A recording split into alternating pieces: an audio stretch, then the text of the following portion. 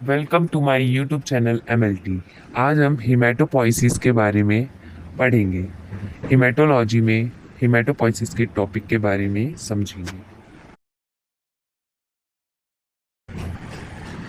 जो हिमेटोपोइसिस होता है, haematopoiesis is production and development and maturation of cellular elements of blood. Haematopoiesis वो होता है जिसमें कि जो हमारे सेलुलर एलिमेंट्स होते हैं ब्लड में जो पाए जाते हैं, उनका जो प्रोडक्शन, डेवलपमेंट और मैच्योरेशन होता है, उसे हम बोलते हैं हिमेटोपोइसिस। मतलब ब्लड का जो फॉर्मेशन होता है वो होता है हिमेटोपोइसिस। हीम का मतलब होता है ब्लड और पोइसिस का मतलब होता है सिंथेसिस। सिंथेसिस यानी जो हमारा हीम है, हीम यानी ब्लड, जो ब्लड होता है उसका पोइसिस होता है यानी फॉर्मेशन होता है, उसे हम हिमेटोपोइसिस बोलते हैं। Hematopoiesis. Hematopoietic stem cells have the ability to self-renew and differentiate into other types of blood cells. जो हमारी हिमेटोपोइटिक स्टेम सेल्स होती हैं, उनके अंदर ये एबिलिटी होती है कि वो different types of blood sales को बना सके। इसी एक स्टेम सेल से हमारी डिफरेंट टाइप्स ऑफ सेल्स बनती हैं। हिमेटोपोइसिस के प्रोसेस के दौरान हमारी कौन सी सेल्स बनती हैं? कौन सी बनती हैं? एरिथ्रोसाइट, जो जिसे कि आरबीसी बोलते हैं, आरबीसी यानी रेड ब्लड सेल्स। दूसरा होता है हमारा ल्यूकोसाइट।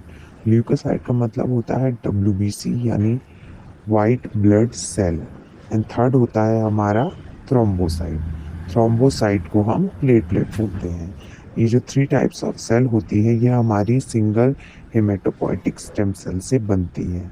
जो हमारी स्टेम सेल होती है हेमेटोपोइटिक स्टेम सेल, उसी से ये तीनों प्रकार की सेल बनती हैं, उनका फॉर्मेशन होता है और डेवलपमेंट होता है। अभी हमारा साइट्स ऑफ हिमेटोपोइसिस। जो हिमेटोपोइसिस होता है उसका डेवलपमेंट किस तरीके से होता है, तो हम इसको कुछ इस तरीके से समझेंगे। जैसे एक बच्चा होता है, पहले वो फीटस होता है यानी कि 0 से 2 मंथ का होता है, तो उसके अंदर पहले क्या होता है, यॉल्क सैक होता है। उसके बाद क्या होता है, 2 से 7 मंथ के अंदर उसके अंदर क्या डेवलप होता है, लीवर और स्प्लिन, ये सारी चीज़ें बनना स्टार्ट होती हैं। फिर 5 एंड 9 मंथ में क्या होता है, उसके अंदर बोन मैरोस बनती है। बोन मैरोस वो होती हैं जिसमें कि ब्लड की सेल्स की जो प्रोडक्शन होती है वो कहाँ से होती है, बोन मैरो से। नेक्स्ट स्टेज है चिल्ड्रन।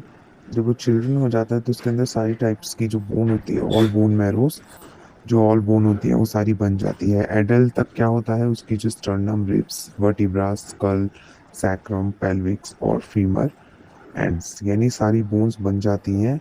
इस तरीके से जब हमारे किसी मतलब जैसे कोई चिल्ड्रन है, उसका जो बच्चा होता है, छोटा बच्चा होता है, उसका जो जब डेवलपिंग स्टेज होता है धीरे धीरे करके होता है इसी तरीके से।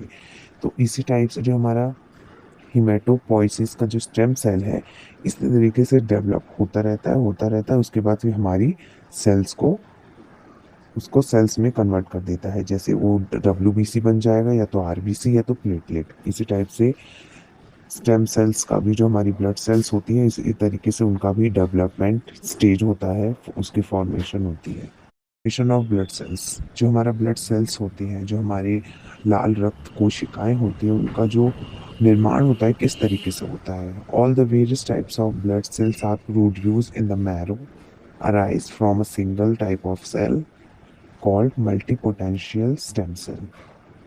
जो हमारी various types of blood sales होती हैं, यानी कई प्रकार की जो हमारी रक्त कोशिकाएं होती हैं, जिनमें कि आरबीसी, डब्ल्यूबीसी, प्लेटलेट आता है, तो फॉर्मेशन होता है वो सिंगल टाइप ऑफ सेल से होता है। यानी जो हमारी मल्टी पोटेंशियल स्टेम सेल होती है, जिसे हीमोसाइटोब्लास्ट भी बोलते हैं, वो जो एक सेल होती है जो कि कहाँ से आती है, बोन मैरो से आती है। सिंपली जो हमारा ब्लड सेल्स का जो प्रोडक्शन होता है वो कहाँ से होता है, बोन मैरो से होता है। बोन मैरो के अंदर 2 टाइप्स ऑफ बोन मैरो पाई जाती है, एक होती है रेड बोन मैरो, एक होती है येलो बोन मैरो। तो जो हमारी ब्लड का प्रोडक्शन होता है वो कौन सी बोन मैरो से होता है, रेड बोन मैरो से होता है। तो उसके अंदर जो हमारी एक सिंगल टाइप ऑफ सेल होती है, जिसे मल्टी पोटेंशियल स्टेम सेल कहते हैं, उसी के द्वारा हमारी एक एक करके सारी सेल्स डेवलप होती हैं। डब्ल्यूबीसी, आरबीसी और प्लेटलेट की जो सेल होती हैं, वो अपने डेवलपिंग स्टेज के साथ गुजर कर वो अपनी सेल को बनाती है, जिसे कि हीमोसाइटोब्लास्ट भी कहते हैं।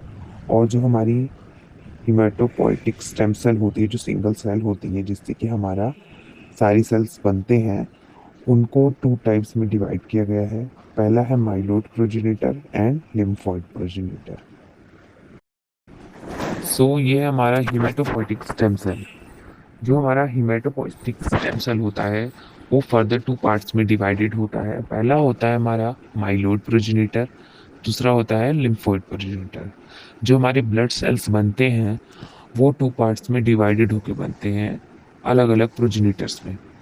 पहला जो होता है माइलोइड प्रोजेनिटर, जिसमें कि एर्थोसाइट यानी आरबीसीज बनती हैं, दूसरा प्लेटलेट्स बनता है, तीसरा मस्ट सेल्स बनता है एंड चौथा हमारा माइलोब्लास्ट। तो इसमें जो है ये माइलोइड प्रोजेनिटर हो गया। दूसरा है हमारा लिम्फोइड प्रोजेनिटर। इसमें से हमारे जो एनके सेल्स होते हैं, लार्ज लिम्फोसाइट्स बनते हैं, दूसरा स्मॉल लिम्फोसाइट्स। जो लार्ज लिम्फोसाइट्स होते हैं उन पे एनके सेल होते हैं। एनके सेल मतलब नेचुरल किलर सेल्स, उन्हें नेचुरल किलर सेल्स बोलते हैं। और जो हमारा स्मॉल लिम्फोसाइट होता है उसको भी 2 पार्ट्स में डिवाइडेड किया गया है, जो कि है टी सेल और बी सेल। एंड जो हमारा बी सेल है वो क्या है, प्लाज्मा सेल है। आगे हम देखेंगे चार्ट्स के द्वारा, हम समझेंगे कि किस तरीके से प्रोडक्शन होता है सेल्स का। अब हमारा एचएससी होता है यानी हीमेटोपोइटिक स्टेम सेल जो होता है। फर्स्ट हमारा स्टेम सेल होता है वो जो कि सिंगल सेल होता है, जिससे कि हमारी बाकी जो ब्लड सेल्स होती हैं वो डेवलप होती हैं, उनका फॉर्मेशन होता है। अभी मैंने बताया था स्टेम सेल को 2 पार्ट्स में डिवाइड होता है, जो कि होता है माइलोइड प्रोजेनिटर, दूसरा होता है लिम्फोइड प्रोजेनिटर। तो जो हमारा माइलोइड प्रोजेनिटर होता है उसमें क्या क्या आता है, erythrocyte, platelet, mast cell and myeloblast. ये 4 तरीके के जो सेल्स होते हैं ये किस में आते हैं, माइलोइड प्रोजेनिटर में। माइलोइड प्रोजेनिटर में जो हमारा माइलोब्लास्ट है उसमें क्या होता है, further divided 4 types of WBCs बनते हैं, यानी जो हमारी वाइट ब्लड सेल्स होती हैं वो माइलोब्लास्ट के अंडर में आती हैं।